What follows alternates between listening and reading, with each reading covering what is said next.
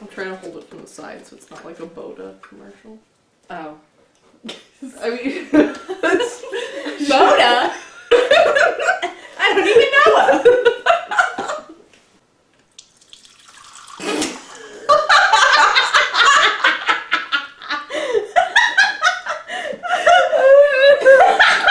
Okay.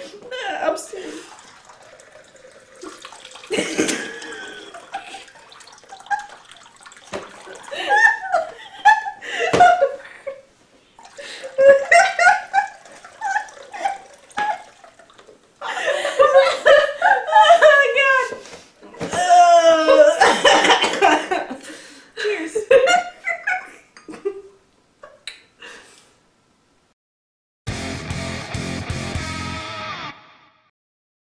Hi BookTube, I'm Sarah. And I'm Rebecca.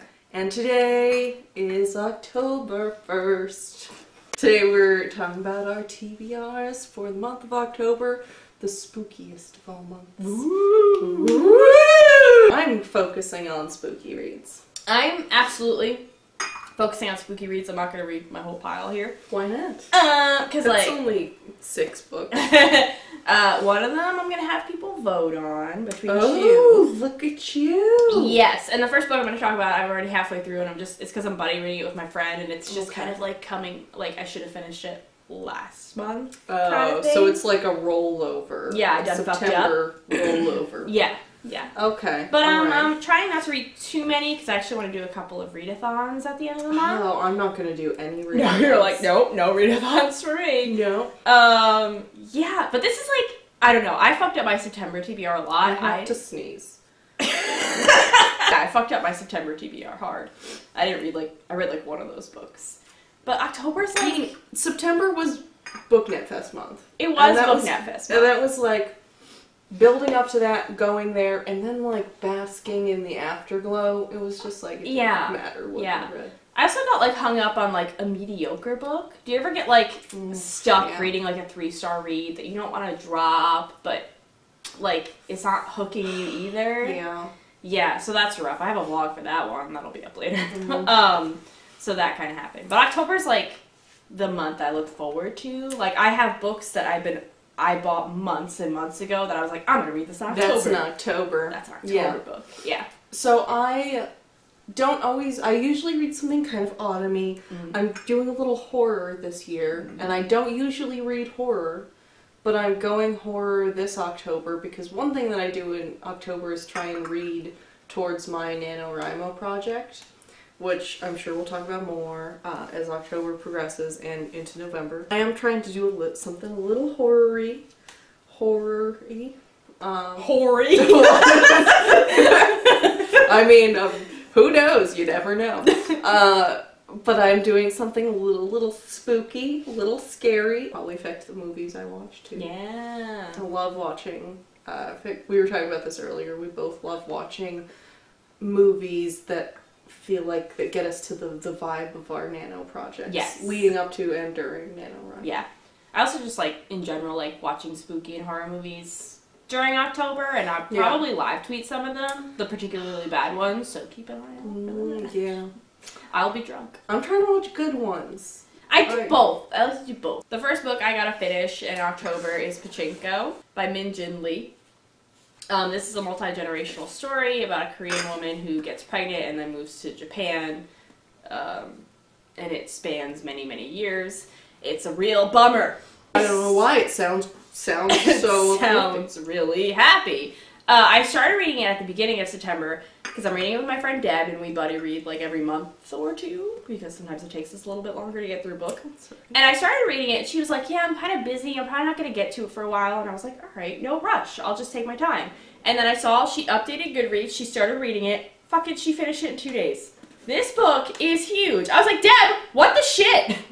And I'm still going to tell you right now, Deb, what the fuck? That's tough. I'm going to maybe try to do that, like do it really quickly, or I'll do the opposite and I'll like read a couple chapters, then read another book, and then read a couple. We'll see how it goes. That's hard. Yeah. So I'm starting October audiobooks with The Haunting of Hill House. Oh, yeah. How's the audiobook for that? It's really good. It's actually, so I just recently, I finished in September the Oryx and Crake Mad Adam trilogy, all audiobook, and it has the same narrator. So it's driving me like a little crazy at first because of like this woman's like, I just listened to 3 audiobooks. So I read 40 hours. To 3 books, the whole trilogy of the Mad Adam trilogy. It was a dude who did the first one, so she didn't do the first one. But the second 2 were both her, and they were both maybe 13, 15 hours long. Oh my gosh. So, you've been listening to this shit. So I've been listening to this woman for days. Days. She's like becoming the voice inside my head. Oh my god. So anyway, so when I first put it on, I was like, did I put the right book on? And then you didn't even know it was the same narrator? No! Oh my god! I don't like look at the names of a narrator before, that's like... funny. It was... So anyway, I put it on and I was like... But then she was like, The Haunting of Hill House and I was like, oh no. I wanted to read Haunting of Hill House because that's the Netflix series is coming out. Yes. Which doesn't look super related. No, it looks totally different. But maybe. Yeah, it's been adapted like 50 times already, I know. so I could just watch. The next book I want to read is From Bad to Curse by Katie Allender. It looks a little long, but like, fuck, look at that giant font. Oh, look at those nice margins. Yeah, so it's YA. So this is the sequel to Bad Girls Don't Die. I read it a few years ago. It's been a little while. It was like not super new and original, I guess. I found it a little predictable, but it was like fun and kind of popcorny, as we might say. So I think that this could be a really fun October read. I don't want to talk too much about it because I don't want to give away the first one at all. Okay, but that's fair. The first one was about a girl whose little sister seems to be possessed or cursed by something. And now her little sister's going through more shit. So we'll kind of see how that goes. The next one I'm going to read is Who Goes There, which is a novella, short novel by John W. Campbell Jr., which is the novel that The Thing was based on.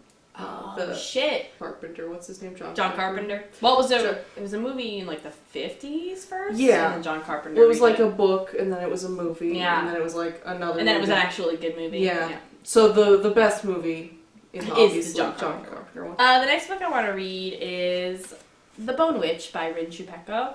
I'm hoping to buddy read this with a friend of mine. It's one of those books that like feels nice. Yeah, you feel You're like, it. oh, it's silky. It's velvet. It's that velvet floppy paperback. Yeah. Love it. Yeah, that's yeah. So Rin Chupeco is one of the few. I read her duology, The Girl from the Well, and then the sequel, The Suffering, and I fucking love those books so much. So this book came out and it had really mixed reviews.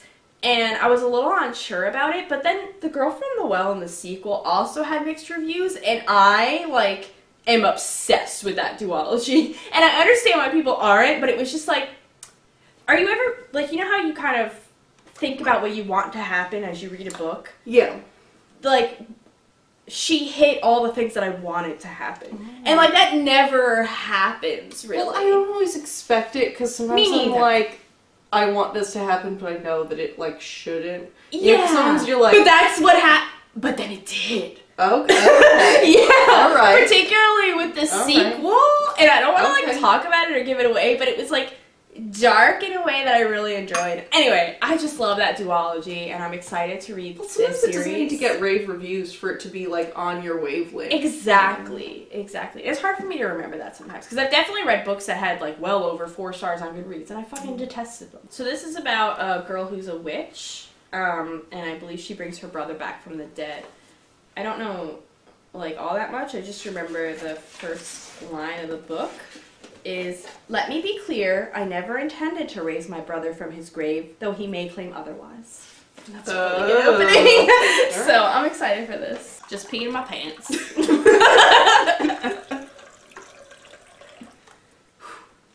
Oh yeah, kill still there's more. Next thing I'm gonna read, I'll talk about 2 things at once because I'm not sure exactly what I'll read. I'm probably gonna read Jamaica Inn by Daphne du Maurier. Our girl, Daphne.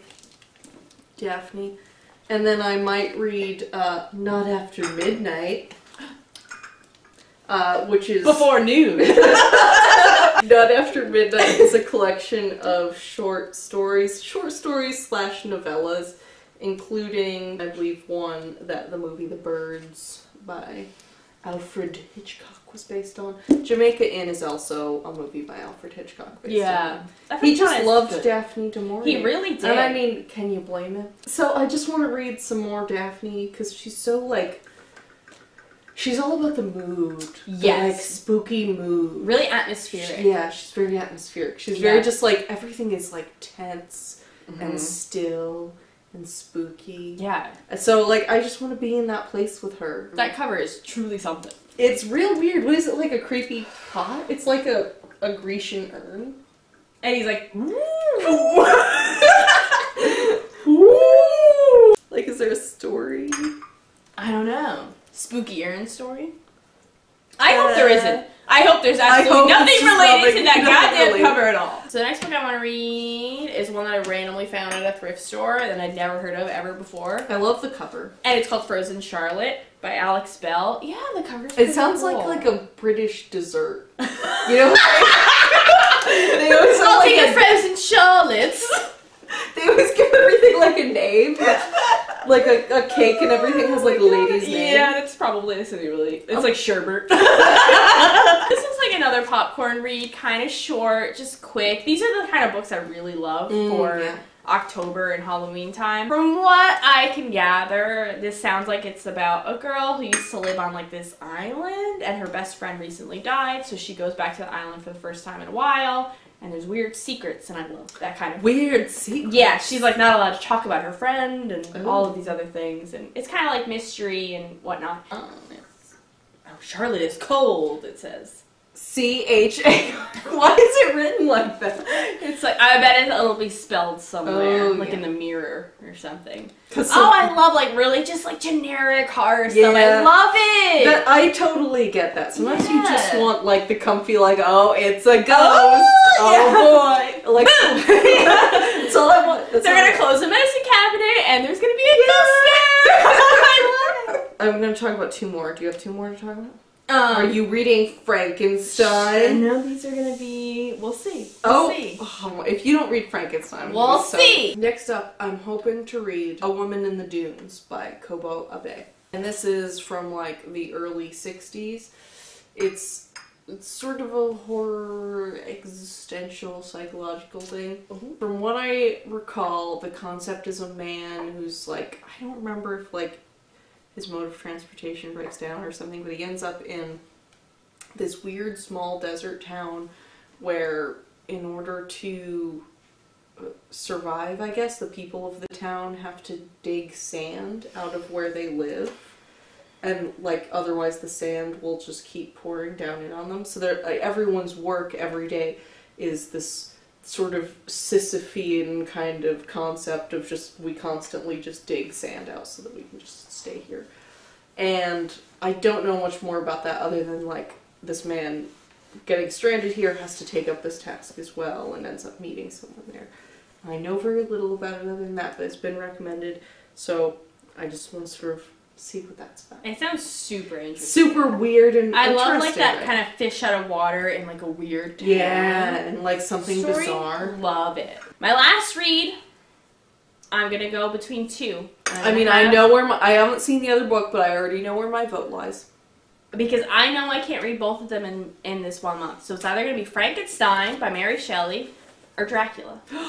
Oh, I didn't know the other one. You didn't know the other one. I've read both of these. Obviously by Bram Stoker. So... I mean, I'm still... You're still voting Frankenstein? I'm still voting Frankenstein. So these are two classic horror novels that I have never, ever, ever read in my life.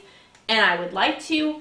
They're a little... I'm not great at reading older writing. It takes me a little while to process it. I'm a little bit slower. I'm kind of dumb. So it's just... I'm not used to that style of writing. So I can't read both. I know I can't read both. So Sarah's vote is Frankenstein. Frankenstein. Is Frankenstein. I'm going to ask everyone else to comment below what you think I should read. This is like a weird... twins, I think. What's it called? Oh, I'm so sorry. It's okay. White is for Witching by Helen Oyeyemi. So this is like twin sisters. I believe their mother dies. They're like their family owns a B&B. One of them has Pika and eats all sorts of weird shit, I think. It's like very off-kilter, bizarre, strange things happen. That's our October TBR. Let us know what you're reading for October. Do you have any good spooky reads that you want to recommend? I would love some like creature, isolated situation with a monster.